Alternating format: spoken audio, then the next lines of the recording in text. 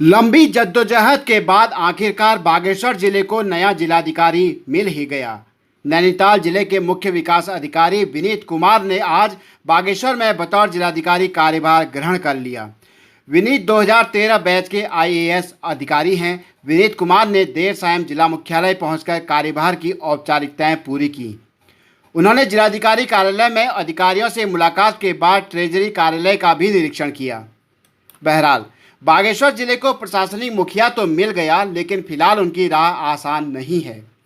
जिस तरह से पिछले 3 दिनों तक बागेश्वर जिलाधिकारी पद के लिए लगातार अलग अलग शासनादेश जारी होते रहे, उससे सरकार की छवि पर सीधा विपरीत असर पड़ा है।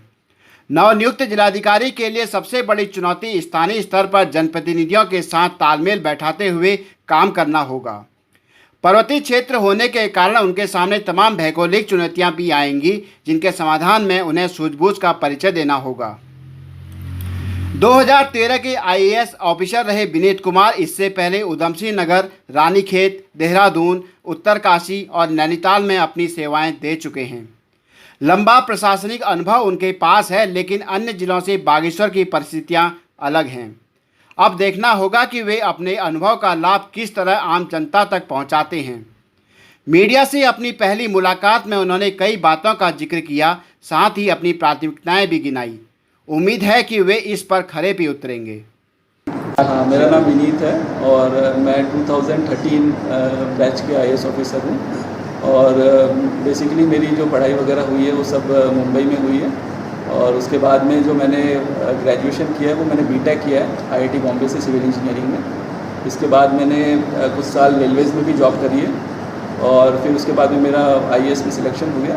तो फिर मैंने ज्वाइन करके, इससे पहले जो मेरी पोस्टिंग्स रही है उसमें ट्रेनिंग टाइम में मैंने उधमसिंह नगर में ट्रेनिंग करी है और उसके बाद में फ़र्स्ट पोस्टिंग मेरी एसडीएम रानीखेत थी। उसके बाद मैं एसडीएम देहरादून भी रहा, उसके बाद सीडीओ उत्तरकाशी। अब पिछले 2 साल से मैं सीडीओ नैनीताल था और ये मेरी पहली पोस्टिंग है एज अ डीएम। सभी ज़िले बना रहे हैं। मैं इससे पहले नैनीताल में था, ऑलरेडी हमने वहाँ पे 12 क्लस्टर तैयार किए थे और डिफरेंट लोकेशन उनके स्ट्रेंथ के अकॉर्डिंग हम लोग क्लस्टर बना रहे थे। तो यहाँ पर भी इस तरीके के क्लस्टर बनाए जा रहे होंगे, तो उसी का मुझे रिव्यू करना है और देखना है कि जो उन क्लस्टर्स के माध्यम से हम कैसे प्रवासियों को रोज़गार दे सकते हैं।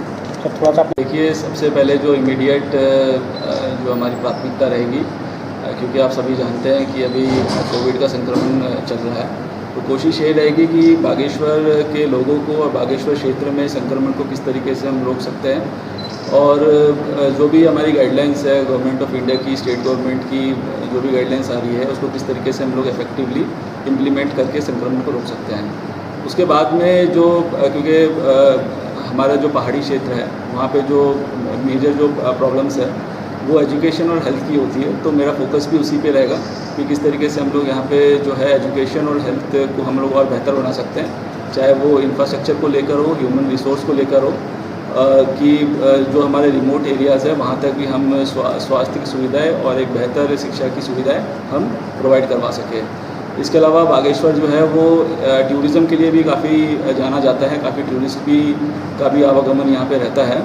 तो प्रायोरिटी वो भी रहेगी कि हमारे जो डेस्टिनेशंस हैं टूरिस्ट डेस्टिनेशंस, उनमें ऑलरेडी जो हमारे टूरिस्ट डेस्टिनेशन उनमें इंफ्रास्ट्रक्चर किस तरीके से हम लोग और बेहतर बना सकते हैं और इसके अलावा और क्या हम नई डेस्टिनेशंस में और क्या नए पॉइंट्स हम क्रिएट कर सकते हैं जिससे हमारा टूरिस्ट का जो इन्फ्लो है वो और बढ़ सके, जिससे यहाँ के जो लोग हैं जो टूरिज़्म पे डिपेंडेंट है उनको और रोज़गार उनका रोज़गार और अच्छा हो सके। अगर मुझे जो लगता है वो यही है कि अगर एजुकेशन और हेल्थ अगर हम सुधार सके, बेसिकली ह्यूमन रिसोर्स अगर हम देखें तो उसके जो 2 मोस्ट इम्पॉर्टेंट पैरामीटर्स है वो एजुकेशन और हेल्थ ही है। अगर एजुकेशन और हेल्थ अगर हमने सुधार दिया तो ऑटोमेटिकली जो है, क्योंकि जो पर्सन है उसमें स्किल भी हो जाएंगे, उसकी सेहत भी अच्छी रहेगी, तो वो कुछ ना कुछ जो है सोसाइटी में कंट्रीब्यूट भी करेगा, जिससे फिर इकोनॉमिक डेवलपमेंट भी होगा। तो फोकस हमेशा इसी पे रहेगा। इसके अलावा क्योंकि यहाँ से पलायन भी काफ़ी होता है, तो ये भी देखा जाएगा कि पलायन को रोकने के लिए यहाँ पे किस तरीके से हम लोग रोज़गार का सृजन कर सकते हैं। खासकर अब कोविड में क्योंकि काफ़ी लोग जो है रिवर्स माइग्रेशन भी हुआ होगा, तो उसमें भी काफ़ी लोग जो है वापस लौट कर आए होंगे। तो उनके लिए जो किस तरीके से हम लोग यहाँ पे रोज़गार का सृजन कर सकते हैं, इस सबके लिए जो है मैं यहाँ पे रिव्यू करूँगा और अपना जो भी मेरा अभी तक एक्सपीरियंस रहा है उसके बेसिस में यहाँ पे गाइड करूँगा। कल ही मुझे पता चला है कि 31 केस यहाँ पर आए हैं। तो अभी तक हमने जो है सबको ऑलरेडी आइसोलेट कर रखा है और कोविड केयर सेंटर्स जो हमारे पहले से बने हुए थे वहाँ पे हमने सबको भेज दिया है। इसके अलावा हमारी कोशिश ये भी रहेगी कि जिस एरिया में, क्योंकि वो कंसंट्रेटेड एरिया में मिले हैं, तो उसको भी हम लोग कंटेनमेंट जोन बनाएं और वहाँ पे जो है हमारी टीम भेज के और भी देखिए अगर ये संक्रमण और तो नहीं फैला है, जो इन 31 के अलावा भी अगर कहीं फैला होगा तो उसको भी हम लोग और फैलने से रोकें। नवनियुक्त जिलाधिकारी विनीत कुमार के सामने सबसे बड़ी चुनौती विकास कार्यों को पहले की तरह आगे बढ़ाना होगा। इसके अलावा जिले के जनप्रतिनिधियों की भावनाओं का ध्यान रखते हुए उनके साथ सामंजस्य बैठाने के भी ईमानदार प्रयास करने होंगे। शुक्रिया।